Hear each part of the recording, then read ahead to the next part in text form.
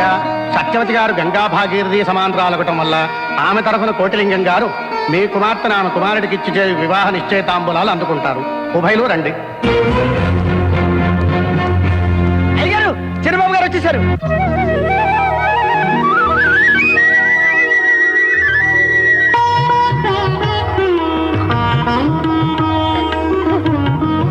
రాజా, రాజా, నీకు చెల్లెలంటే పంచ ప్రాణాలని నాకు తెలుసు.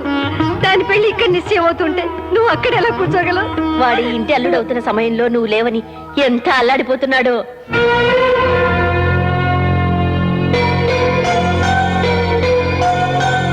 అయ్యా, ఈ లగ్నపత్రిక వారికి ఇవ్వండి.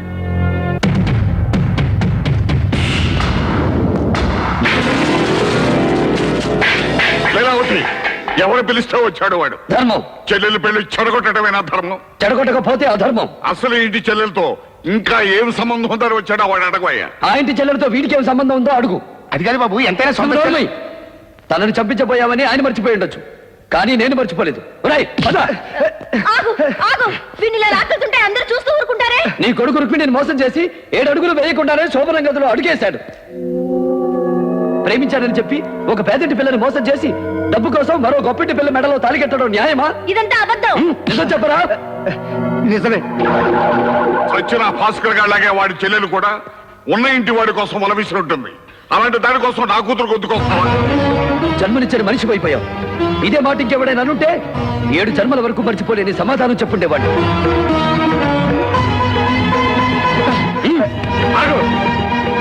కన్న తండ్రిని కాదని దత్తతకు వెళ్ళడం చరిత్ర కాదురా.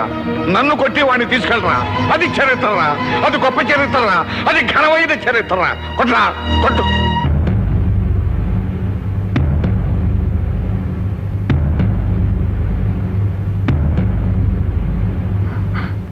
అడ్డు లేవండి. లీలావతి, ఆ రోజు ఇంటి పరువు పోయింది, ఈ రోజు వంశం పరువు పోతుంది.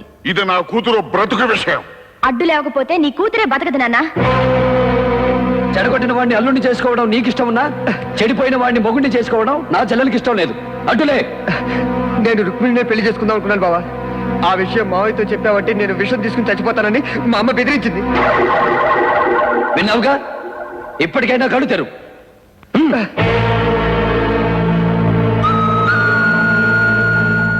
వర్రీగాకు ఫ్రెండు, నీ పంతం నువ్వు నెజ్జెట్టు, ఈ పెళ్లి జరగకుండా ఉండేట్టు నేను చూస్తాను కదా. ధైర్యంగా ఉండు.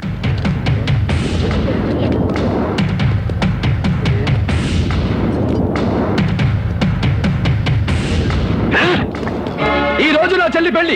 పందులు వేయండి, మేళవాళ్ళను పిలిపించండి, పురోహితుడికి కబురు చేయండి. ఆపడానికి ఎవడైనా వస్తే కాళ్ళు విరగొట్టడానికి కర్రలు కూడా రెడీ చేయండి. దునియాలో నీలాటోడు బయటకొక్కడుంటే మేర భారత్ మహాన్ అవుతుంది.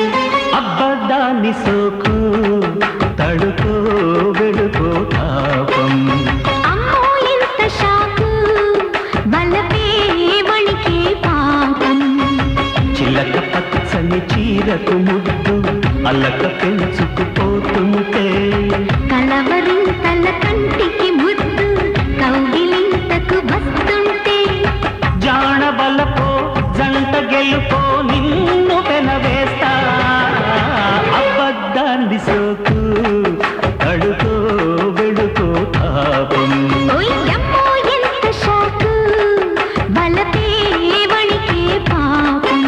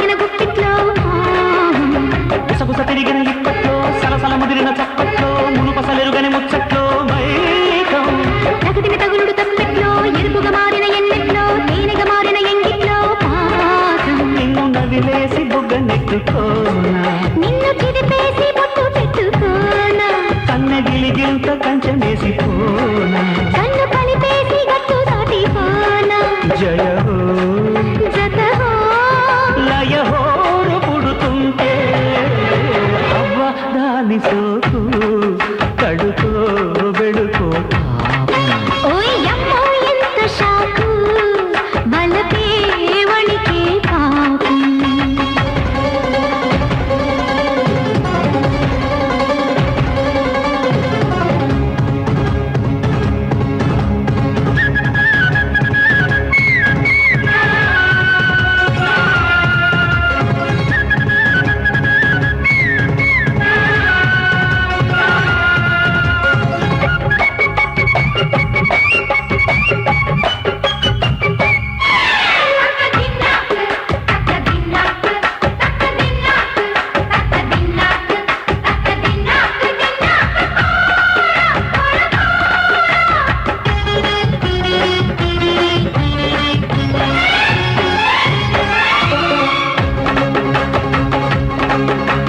చకచకలాడే చెడుగుల్లో నకనకలాడే నడుముల్లో పకపకలాడే పడుతున్నాను నీవే మరదలు పిల్ల వరసల్లో మగసిరికొచ్చే వరదల్లో కొరతలు రాని కోకందాలు నావే తెరపర ముద్దుల పెదవుల్లో విరవిరలెక్కిన తనువుల్లో తహతహలాడే తాంబూలాలే తాయం మగసిరి పుట్టిన మనసుల్లో సొగసరి వందెల అంచుల్లో దుడుకుపోయే దుడుకేలే ప్రాయం కుర్ర ఈదంతా కూడు పెట్టలేనా పన్నె సోకుల్లో గుడు కట్టలేనా మల్లె పచ్చీల ముద్దు పెట్టుకోనా కిన్ని కజ్జాల గిరలాడుకోనా జయ హో జతహో ప్రియ హోరు పుడుతుంటే అబ్బదాని సోకు తడుకో వెడుకో పాపం ఓయ్ అమ్మో ఎంత షాకు బలపే వణికే పాపం చిలక పచ్చని చీలకు ముద్దు అల్లక పెంచుకుపోతుంటే కలవరింతల కంటికి ముద్దు కౌగిలింతకు వస్తుంటే జానవలపో జంట గెలుపో నిన్ను పెనవేస్తా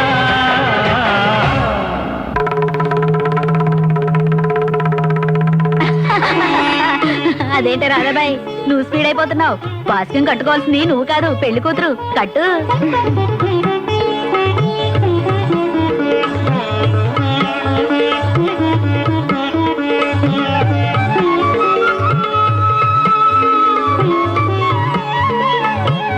ఓం సుమహోర్తాస్తచ్చగృహంత ఓం సుముఖాయ నమః ఓం వేగంతాయ నమః ఓం కపిలాయ నమః ఓం గజకన్నకాయ నమః అమ్మ పెళ్లి కుమార్తెను తీసుకురండి ఓం భైరవాయ నమః ఓం విగ్రహాయ నమః ఓం విగ్రహాయ నమః ఓం వినాయకాయ నమః ఓం ధూమకేతవే నమః ఓం గణాధ్యక్షాయ నమః ఓం బాలచంద్రాయ నమః ముయ్యారు ఆ పెళ్లి జరగదు ఫ్రెండ్ అని నేను అన్నది చక్రపాణి గారి చెవులో పూ పెడదామనరా అది ప్రవరం తెలుసుకోకుండా విష్ణుగారిని తీసుకురమ్మని నర్సింగారిని పంపిస్తావా పంపితే ఏమైంది తడిసి మోపెడైంది వాళ్ళు అసలే మర్డర్ కేసులో ఉన్నారా ఆ కేసు క్లోజ్ అయ్యేంత వరకు వాళ్ళు బయటికి రాకూడదనే కదా వాళ్ళు అండర్ గ్రౌండ్ లో ఉంచింది ఆ పంపేదేదో ఈ గాడిదలు పంపకపోయావా పవర్ఫుల్ బ్యాచ్ అని వాళ్ళని పంపించాను ఆ ఉత్తరిచ్చావు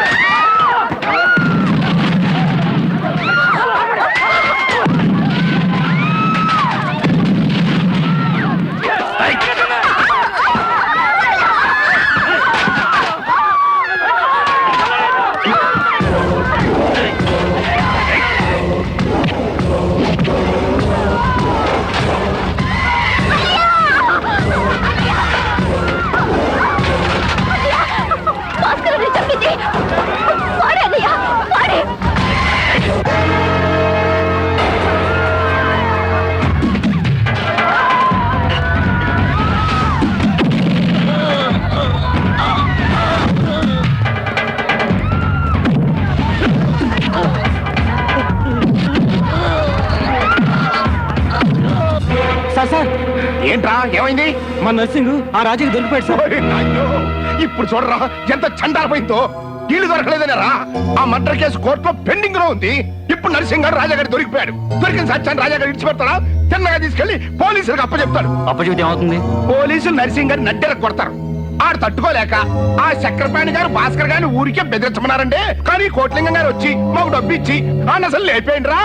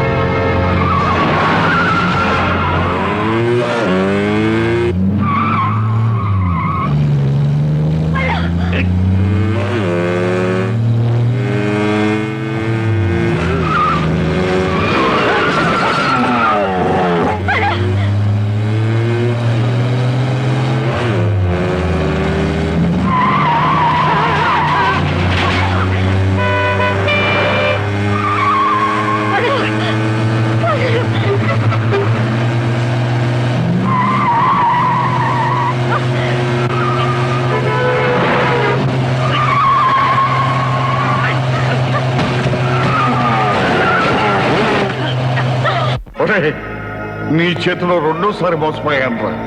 నా కొడుకును నా కాకుండా చేసి నీ కొడుకుని జైలు నుంచి విడిపించుకుంటావా? ఎస్, ఆ రోజు రంగారావు గారితో నన్ను చెప్పుతో కొట్టించినందుకు నిన్ను తావు దెబ్బ కొట్టాలనుకున్నాను, కొట్టాను. ఈ కథ ఇంతటితో ముగిసిపోలేదు ఫ్రెండ్. నీ కొడుకు నర్సింగాన్ని పోలీస్ స్టేషన్ కి తీసుకెళ్ళక ముందే వీళ్ళు పోలీసులకు లొంగిపోతారు. భాస్కర్ గారిని చంపించింది నువ్వే అని వాళ్ళు సాక్ష్యం చెబుతారు. దాంతో నువ్వు జైల్లోకి, నేను నీ చైర్మన్ కుర్చీలోకి ఒకేసారి వెళ్తావు.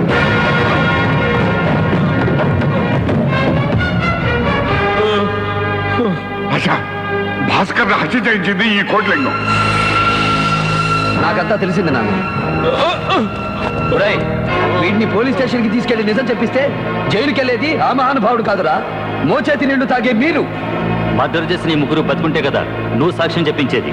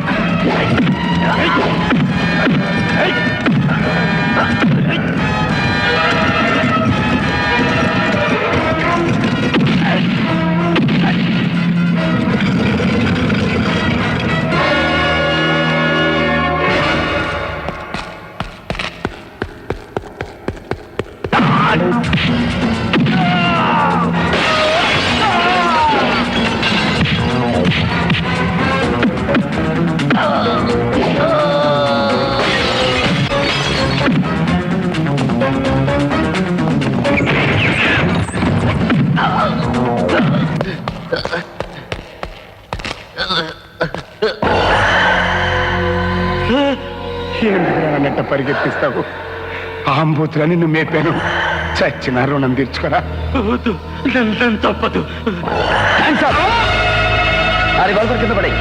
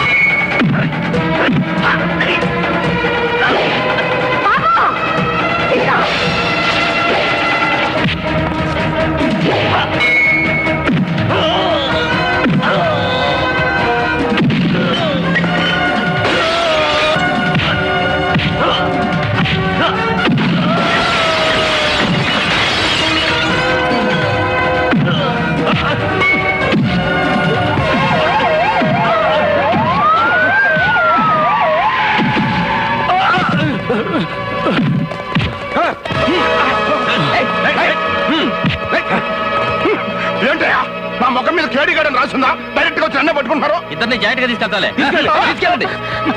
అన్నయ్య బాబు, మీ నాన్నగారు దోషి అని నా ఇంటికి దత్తతొచ్చావు. ఇప్పుడు నిర్దోషం తెలిసాక కూడా నేను దోషినే రంగారా. ఆనాడు నిర్మలా భాస్కర్ ప్రేమను నేను అంగీకరించుంటే ఇంత నష్టం జరుగుండేది కాదు. నా కొడుకు నన్ను వదిలిపెట్టి వెళ్ళటం న్యాయమే. నా కొడుకు అదృష్టవంతుడు. వాడు పుట్టాకే ఇదంతా కలిసొచ్చిందని సంతోషించానే గాని వాడు ఎదుగుతున్నాడు, ధర్మాధర్మ విచక్షణ జ్ఞానం నేర్చుకున్నాడని తెలుసుకోలేకపోయాను. బాబు రాజా, కూడబెట్టడంలో కాదు అందరికీ కూడు పెట్టడంలోనే గొప్పతనం ఉందని నువ్వు అన్నమాట అక్షరాల నిజం. అందుకే ఈ రోజు నుంచి ఈ ఫ్యాక్టరీ కార్మిక పరం చేస్తున్నాను. ఇక నుంచి ఐహిక విషయాలకి అతీతంగా బ్రతకదలుచుకున్నాను. లేదు నాన్నగారు, ఎంతవాడి నుంచి ఎంతవాడిగా ఎదిగిన మీ క్రమశిక్షణ మాకు కావాలి, మీ అనుభవాలు మాకు కావాలి. వీటన్నిటికంటే ముందు కావాల్సింది జరగాల్సింది మరొకటి ఉంది, రుక్మిణి కళ్యాణం. బాబు ఉమ్, వాళ్ళిద్దరు చేతులు కలపాల్సింది నేను కాదు నాన్న, మన నిర్మల.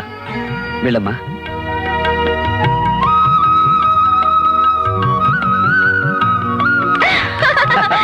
ఓ సారు, నువ్వు కలపాల్సిన చేతులు ఇంకా రెండున్నాయి. మనది మేరీ చాంద్ కా టుక్రా. హలో రాధాబాయ్, మీ ఇద్దరి చేతులు కలపాల్సింది ఆయన కాదు, నేను.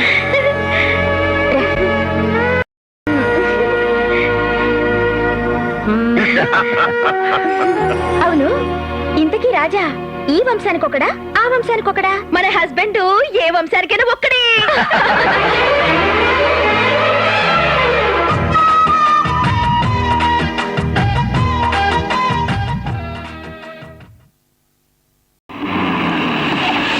బేబీ డాడీ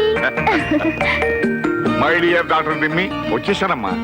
ఆఫీస్ లో ఉన్న బిజీ పనులని మానేసి నీకు సెండ్ ఆఫ్ ఇవ్వడానికి వచ్చానమ్మా. అన్ని అబద్ధాలమ్మా. నేను 1-10 సార్లు ఫోన్ చేస్తే వచ్చాను.